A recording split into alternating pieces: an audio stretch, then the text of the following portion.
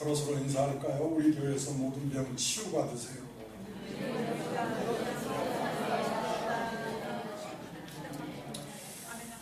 오늘은 하나님 앞에서 너희 중에 병든 자가 있느냐?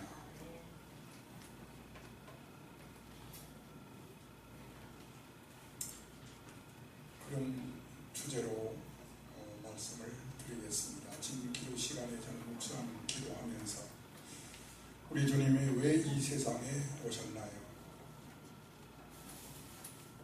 만민을 구원하기 위해서다. 주님, 우리 초대교회에 왜 이곳에 세우셨나요? 많은 사람을 구원하기 위해서다.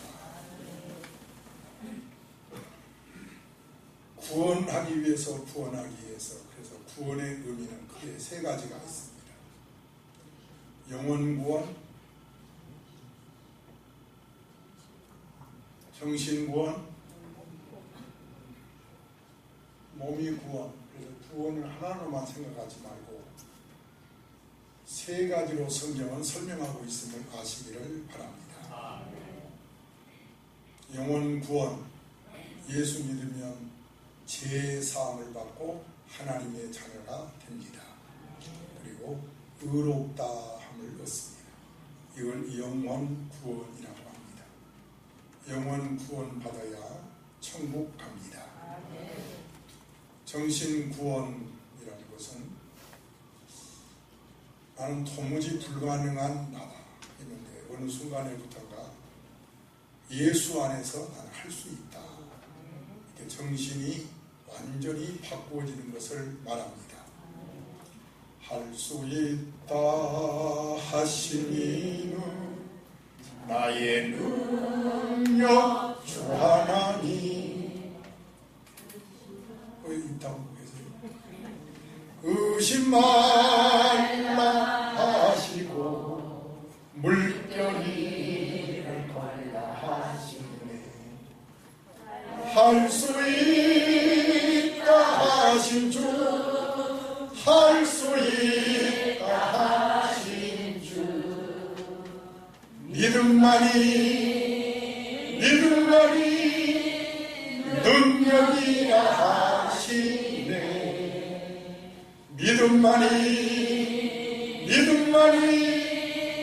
능력이라 하시네. 그날 갑자기 사람이 자신감이 생기는 거, 이 정신 구원받는 사람이다. 그리고 오늘 본문 15절에 기록한 대로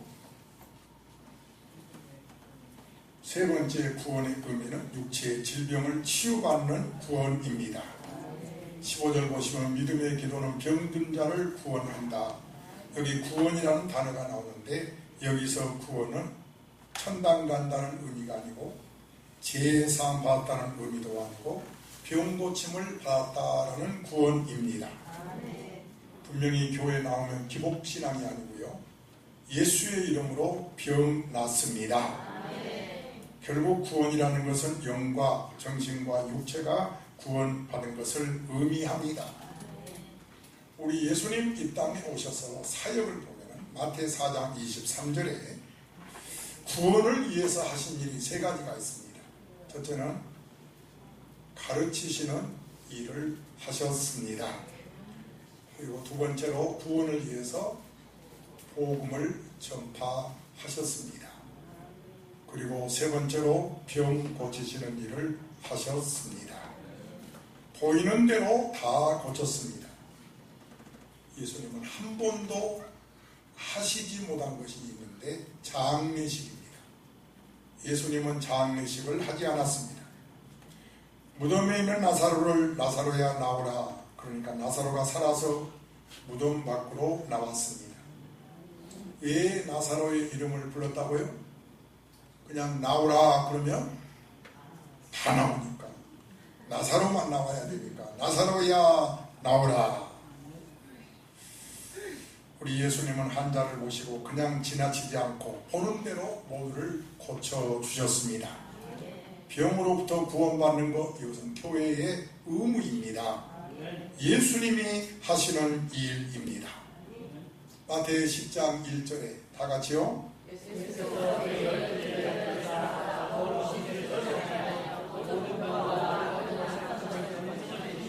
예수님만 병 고치시는 것이 아니라 12제자를 파송하면서도 더러운 귀신을 쫓아내고 모든 병과 모든 약한 것을 고치는 권능을 주셨다 하였습니다. 오늘날 한국의 많은 종들, 하나님께서는 이 종들을 통해서 많은 병을 고치시는 것입니다.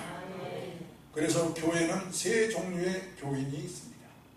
고난당한 교인이 있고, 즐거워하는 교인이 있고, 병든 교인이 있다라고 성경에 써 있습니다. 우리 13절, 14절에 그렇게 써 있기 때문에 꼭 성경을 통해서 읽고 은혜 받으시기를 바랍니다. 저는 늘 강당에 설 때마다 제 이야기 안 하게 해주세요. 정치 이야기 안 하게 해주세요. 그러고 기도하고 강당에 서곤 합니다. 시작.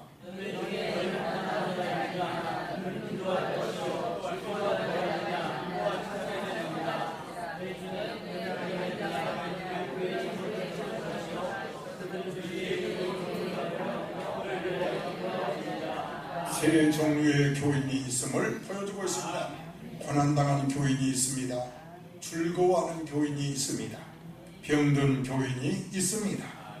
여러분, 고난당한 것, 병든 것만 문제가 아닙니다. 즐거워하는 것도 역시 문제입니다. 고난, 병든 것만 문제인 줄 알고 여기에만 예를 쓰지만 사실은 즐거워하는 사람이 더 큰 문제입니다. 일이 잘 되고 평안할 때 지혜를 지키시고, 평안하고 일이 잘 될 때에 큰 잘못이 일어난다는 사실입니다. 그래서 즐거워할 때가 더 시험에 들 가능성이 많습니다. 그래서 이 문제를 놓고 명령하듯 말씀합니다. 고난당한 자는 이렇게 해라. 즐거워하는 자는 이렇게 해라. 병든 자는 이렇게 해라. 고난당한 자는 이렇게 해라. 즐거워하는 자는 이렇게 해라. 병든 자는 이렇게 해라 하고 성경은 가르쳐주고 있는 것입니다. 그러면 첫 번째로 고난당하는 성도에 대해서 말씀드리면, 고난을 만났을 때는 기도하는 신자가 되라고 합니다. 옛날 우리나라에 있는 민담 하나를 소개하겠습니다. 어떤 나그네가 길을 가다가 산길에서 호랑이를 만났는데, 이 호랑이가 말하기를,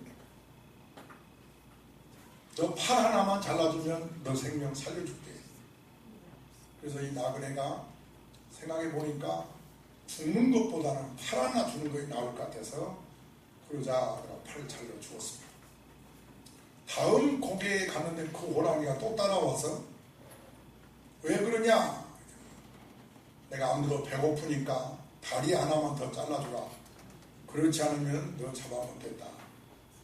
그러니까 역시 생각해 보니까 다리 하나 주는 것이 낫지, 죽는 것보다 낫지 하고 다리 하나 잘라 죽었습니다. 그리고 마지막 고개를 막 넘어가는데 그 호랑이가 또 나타났습니다. 그리고 그 호랑이가 말하기를, 이제는 참 너를 보니 딱하다. 나는 늙어가지고 이빨도 없고 발톱도 없다. 만약에 첫 번째 고개에서 네가 나에게 덤벼들었다면 나는 틀림없이 도망했을 텐데, 그런데 이제 너는 팔도 없지, 다리도 없지. 그러니까 너는 나하고 싸워봤댔자 너는 이길 수 없어 하고 쾅 하고 잡아먹었다라는 민담입니다. 이 이야기는 굉장히 중요한 우리에게 교훈을 주는 민담입니다. 고난을 만났을 때 어떻게 해야 되느냐? 무조건 나는 안 된다 하고 포기하지 말고 한번 싸워보라는 것입니다. 이것이 이 민담이 준 교훈입니다. 나는 할 수 없어. 결코 이길 수 없어. 어떻게 내가 호랑이를 이겨? 그래서 사람은 고난이 나를 무너뜨리는 것이 아니라 나의 약함이 나를 무너뜨린다는 겁니다. 그러므로 우리 성도들은 고난 앞에서 기도해야 합니다. 물러나면 안 돼요. 약해지면 안 됩니다. 두 주먹 불끈 쥐고, 주여 나를 도와주시옵소서. 하고 기도하라고 성경은 고난당한 자들에게 가르쳐주고 있는데, 제가 목회하면서 보니까 고난은 당했는데 기도하는 성도는 없습니다. 성경대로 안 하고 있다는 뜻입니다. 여러분, 오늘부터라도 고난을 당했다면 뭐 하라고요? 기도하라고 하는 뜻인 줄로 믿으시기를 바랍니다. 기도하면은 그 고난의 뜻을 알게 됩니다. 기도하면은 왜 내가 고난당하는지 깨닫게 됩니다. 기도하게 되면은 하나님의 뜻을 알게 됩니다. 나 자신을 돌아보게 되는 것이, 그래서 기도하는 것입니다. 이 세상만 보던 사람이 기도하면 고난을 통해서 하나님의 나라를 소망하게 되는 것입니다. 젊고 건강해서 마음대로 활동할 때는 절대로 하늘나라를 생각하지 않습니다. 고난당하고 몸이 아프니까 그때야 하나님의 나라를 비로소 생각하게 되는 것입니다. 마태복음 5장 8복을 보면은, 여러분 8복 다 안 보고 외울 수 있나요? 우리 장로님들, 우리 권사님들. 첫째는 심령이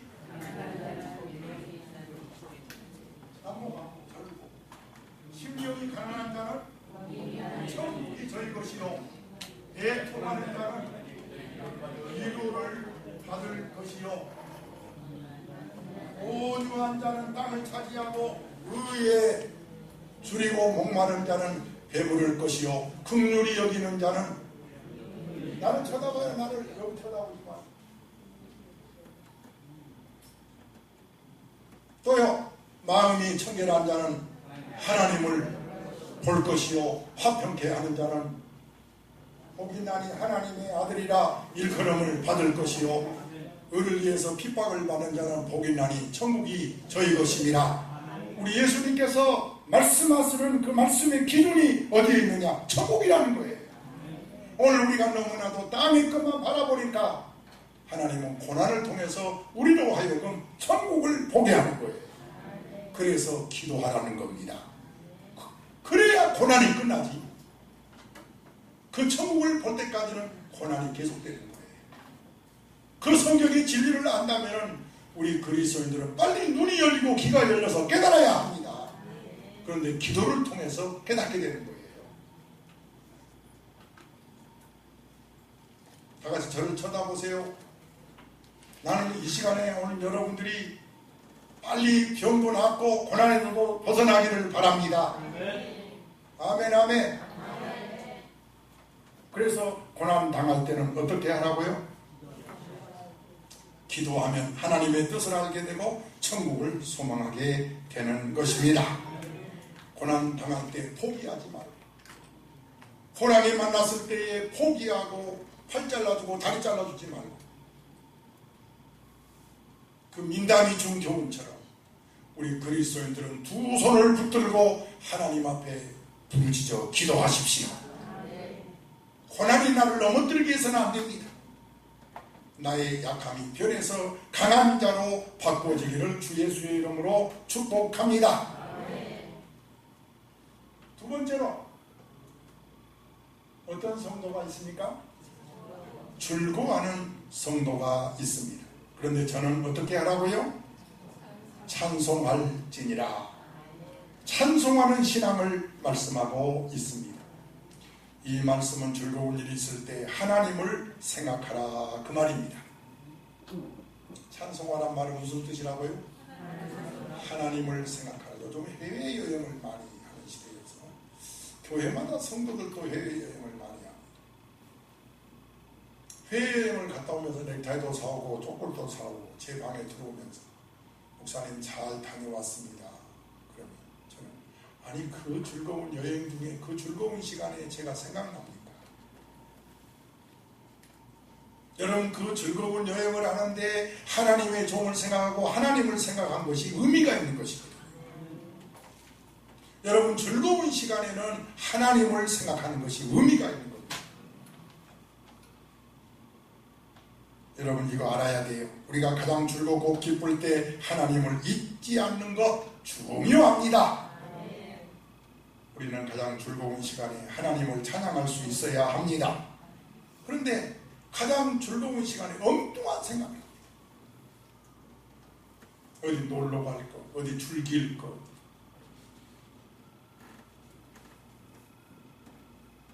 여러분 가장 즐거운 시간에 하나님을 생각한 것으로 이어지기를 부탁합니다. 가장 즐거울 때 많은 사람들이 교만하고 향락에 빠집니다. 교회를 등한히 하고 나태해지는 경우를 많이 봅니다. 마음이 아프지. 하나님이 저렇게 즐거움을 줄 때는 저러라고 준 것이 아닌데, 즐거울 때는 찬양하라고 준 것인데, 하나님께 영광 돌리라고, 하나님의 일 더 잘하라고 주신 것인데, 고난당할 때 기도한 사람 많습니다. 그러나 중요한 것은 기쁘고 형통할 때 하나님을 기억하고 찬송하는 것은 더 중요한 줄로 믿습니다. 예를 들어 보겠습니다. 사무엘하 7장 1절 2절에 보면 다윗의 경우에 그가 아주 하나님의 축복으로 평안하게 집도 의리의리한 궁전을 짓게 하고 너무 좋습니다.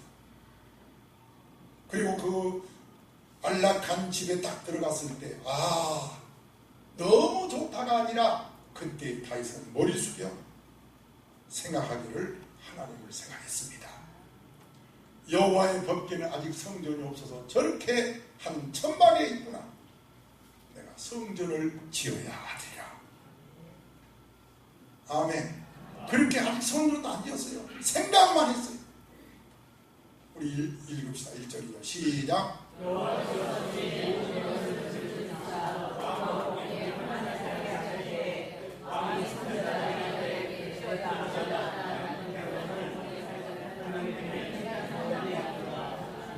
아멘.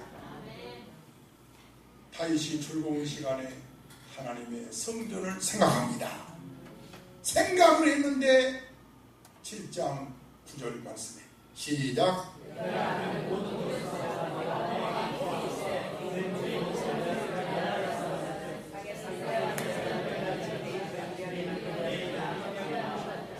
즐거운 일 있을 때 다윗이 하나님을 생각하니까 하나님이 너무 흐뭇하셔가지고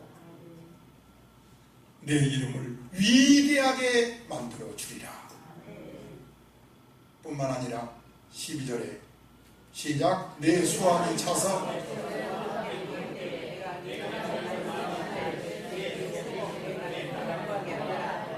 견고하게 하고 13절에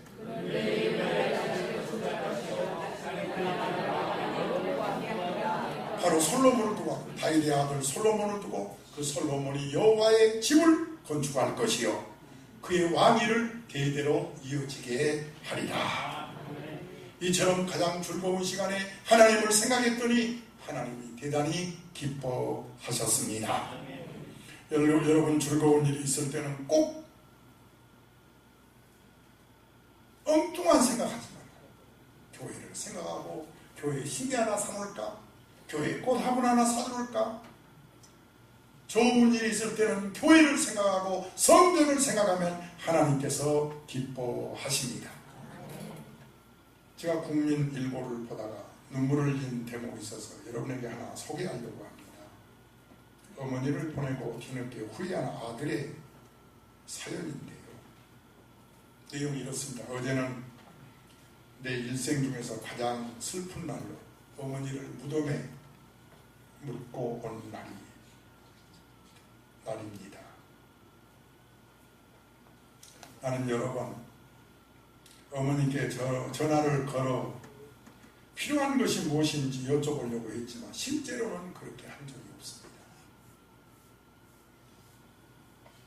한 번은 어머니가 시장에 가는 것을 보고 뒤따라 들어갔습니다. 그런데 어머니가 입고 있는 겨울 코트가 너무 낡고 초라해서 어머니에게 새 코트를 사다 드려야지 생각했습니다. 하지만 시간이 없어 결국 사드리지 못했습니다. 어머니의 마지막 생일날 화분을 보내드렸는데 그 속에 축하 카드를 동봉하는 것을 잃어버리고 보냈기 때문에 직접 뵈려고 했습니다. 그런데 그날따라 축구 경기가 있어서 TV 보느라고 찾아뵙지 못했습니다. 내가 어머니를 마지막 뵌 것은 사촌의 결혼식 날이었습니다. 어머니는 너무 늦고 피곤해 보였습니다. 나는 속으로 온천이라도 한번 모시고 가야 되겠구나 생각했습니다. 하지만 결국 말도 꺼내지 못했습니다. 만약에 시간을 되돌려 어머니께 그 코트를 사드리고 온천을 보내드렸다면 최소한 생신날에 따뜻한 밥 한 끼라도 나가서 같이 먹을 수 있었을 텐데 그러나 지금은 늦었습니다. 이제는 무덤 속에 계시기 때문에 설마 했는데 한 번도 못하고 돌아가셔서 너무 마음이 슬프다는 거예요. 여러분 후회하기 전에 오늘 부모가 계시다면 찾아뵈십시오. 그리고 오늘 즐거운 일이라면 하나님을 기억하십시오. 오늘 하나님을 생각하고 찬양하십시오. 하나님의 은혜입니다. 내일 일은 아무도 모릅니다. 그래서 성경에 즐거운 자는 하나님이 주신 즐거움이요 축복이니 반드시 먼저 하나님을 생각해라. 오늘 제목이 뭐예요?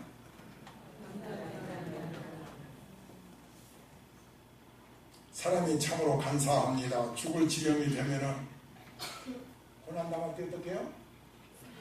하나님 하고 기도도 하는데 좀 안정되고 평안해지면 어떻게 해요?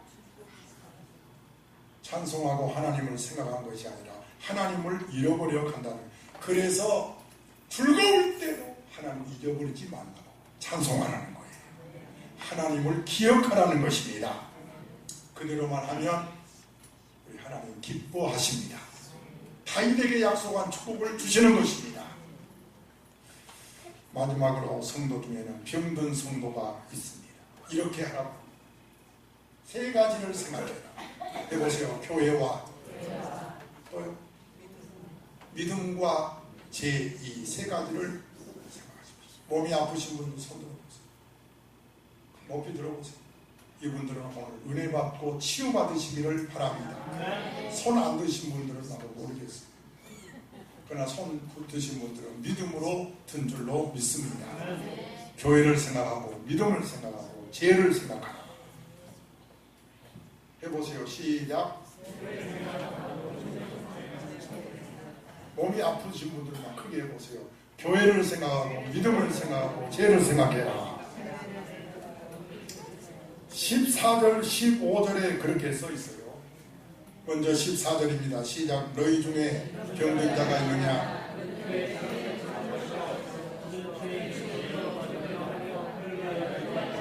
교회를 생각하라고 말씀하고 있습니다. 15절에서는 너희 중에 병든 자가 있느냐? 믿음을 생각하라고 합니다. 그리고 15절 중가운데서도 너희 중에 병든 자가 있느냐? 죄를 생각하라고 합니다. 이 세 가지를 지금부터 말씀드립니다. 전체 교회를 생각하라고 합니다. 왜 병든 자는 교회를 생각하라고 할까요? 병들었다고 하는 것은 나 개인의 한 사람의 문제가 아니라는 것입니다. 여러분의 가정 식구가 한 사람이 아프면 어떻습니까? 그 한 사람만 아픕니까?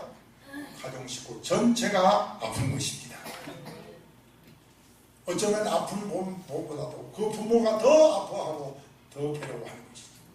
바로 교회는 주 안에서 한 몸이라는 것입니다.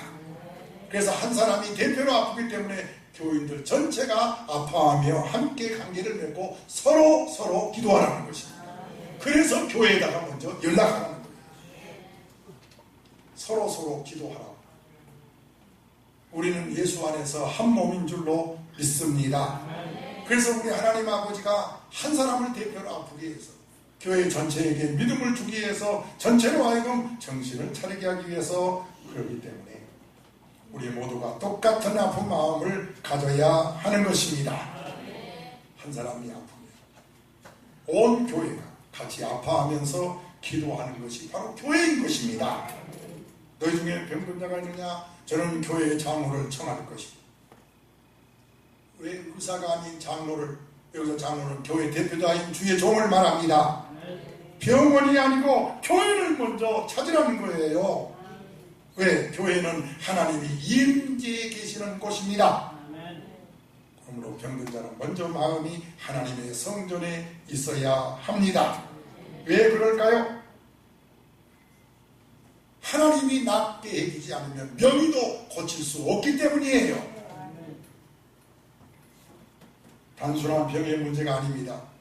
하나님과의 관계에서 하나님의 음성을 들어야 하기 때문에 교회를 찾아야 되고 교회 장로를 찾아야 하는 것이지요. 할렐루야. 그리고 두 번째로 뭐라겠어요? 병든 자는 믿음을 생각하라 그 말입니다. 우리 15절 따라서 해보세요. 믿음의 기도는 병든 자를 구원하리니 문제 해결은 믿음에 있습니다. 마가복음 5장 34절에 따라 시작.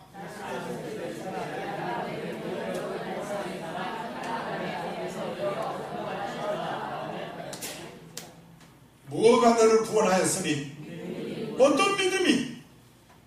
바로 이 사람은 12년 혈루증 앓은 여인입니다.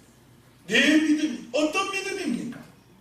몸이 아프신 분들 포기하지 마세요. 너무 몸이 오래 아프다 보니까 그것이 고질이 돼서 나는 하고 포기하고 체념하고 나는 안 돼. 사탄아 물러가라. 나는이 어디 있어요? 하나님은 천지 만물을 창조하셨는데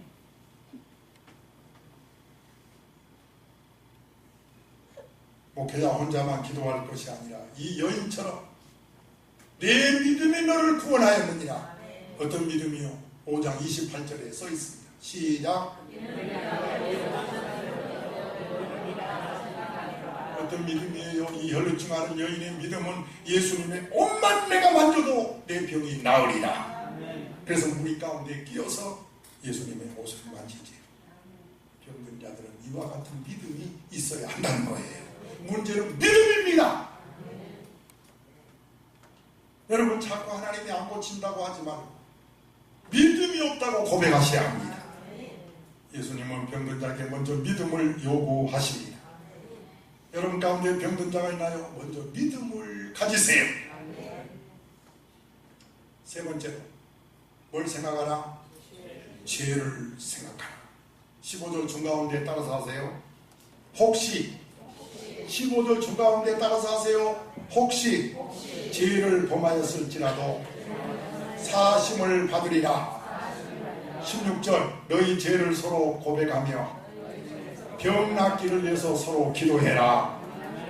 그래서 병든 자는 세 가지를 생각하라는 거예요. 교회를 생각하고 믿음을 생각하고 죄를 생각하고 이 세 가지가 맞아떨어지면 기적이 일어납니다. 왜 죄를 생각하라고 했나? 시편 32장 1절 2절에 써 있습니다. 허물의 사함을 받고 누가 복이 있나요? 하나님과 나 사이에 죄가 사함을 받을 때 복이 있는 거예요. 왜? 죄 사함을 받는 순간에 내 몸에 기적이 일어나기 때문에.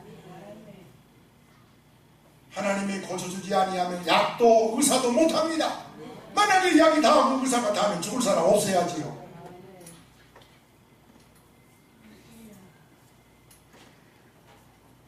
이전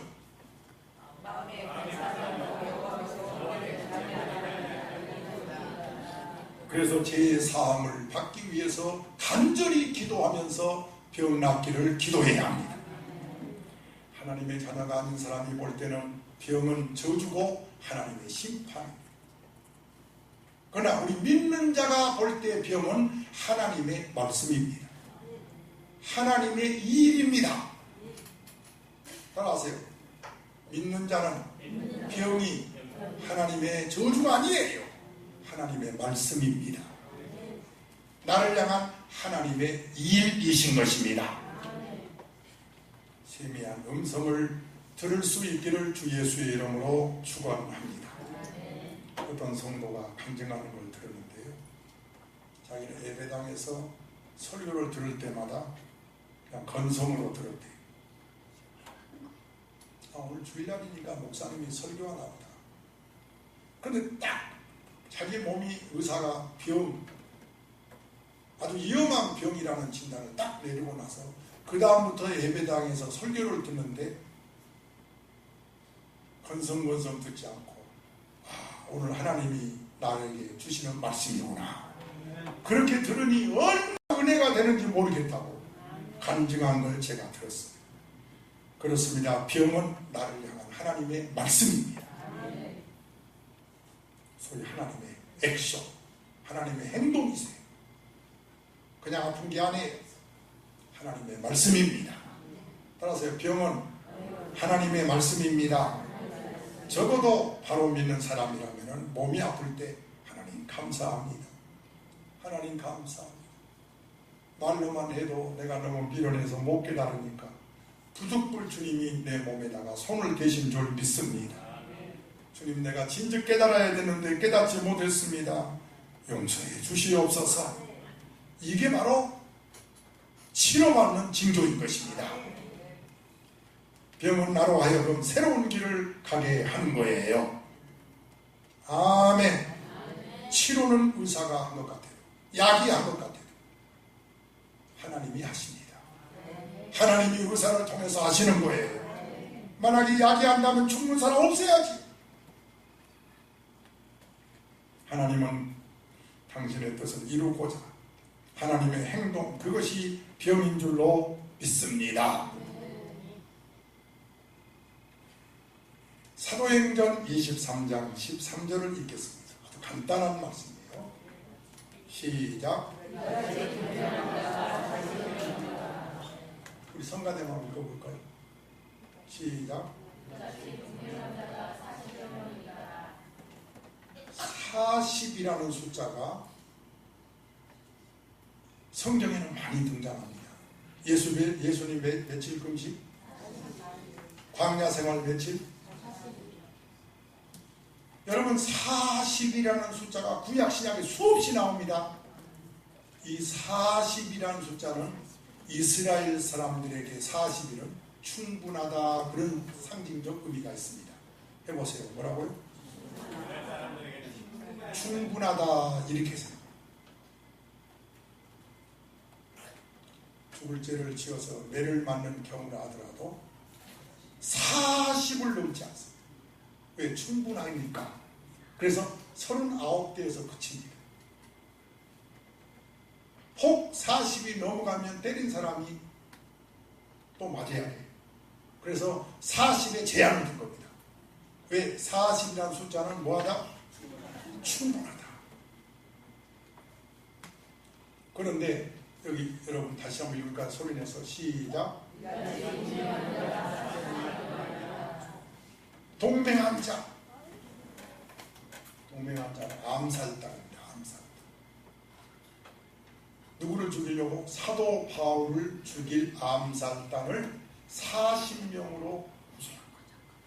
바울 하나 죽이는 데는 40명이면 무슨 뜻이라고요? 40이? 네, 충분하다. 이제 바울은 죽을 수밖에 없어요.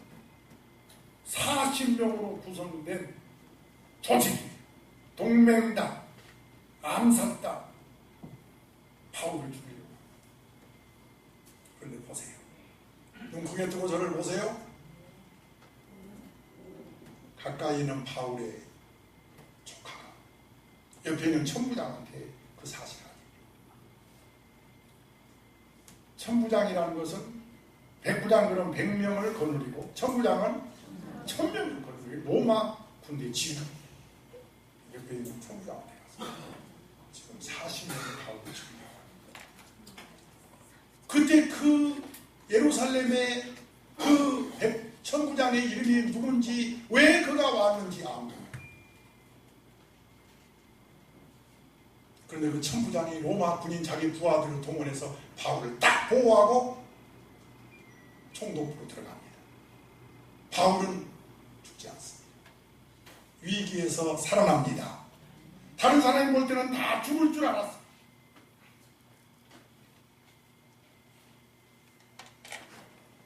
하나님 아버지가 천부장을 통해서 일하신 겁니다. 아멘. 하나님이 역사란 말이 하나님이 일하신다는 뜻이거든요. 오늘 본문 보세요. 17절.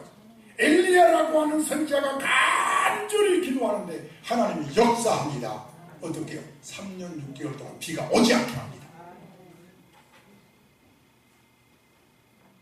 또 간절히 기도하니까 3년 6개월 동안 오지 않던 비가 또 내리게 합니다. 하나님이 일하시는 거예요. 엘리야가 기도할 때 하나님이 일하시는 거예요. 하나님은 일하시는 분입니다. 병든 자가 기도하면, 믿음을 가지고 기도하면, 예배당에 아니고 기도하면, 우리 모두가 함께 서로 기도하면 하나님은 일하시는 겁니다. 하나님은 일하십니다. 지금도 하나님은 역사하십니다. 사업을 위해서 기도하면 하나님이 가셔서 일하십니다.